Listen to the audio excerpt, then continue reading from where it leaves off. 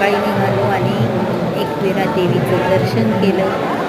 एकविरा देवीचं दर्शन केलं आणि लोणावळ्यामध्येच एकविराच्या थोड्याशा अंतरावरतीच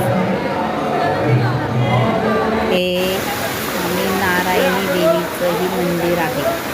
मग आम्ही नारायणी धाम ह्या मंदिरामध्ये गेलो. मंदिराचा परिसर, मंदिर इतकं छान आणि खूप शांततेत असं आहे.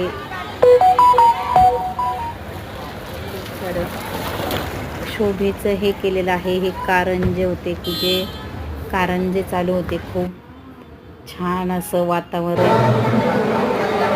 हे मध्ये अशी शोभेची आहे नारायणी देवीची मूर्ती.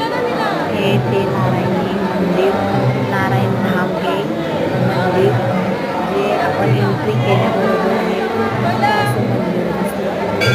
त्यानंतर मग आपण आतमध्ये गेल्यानंतर हा आहे मंदिर.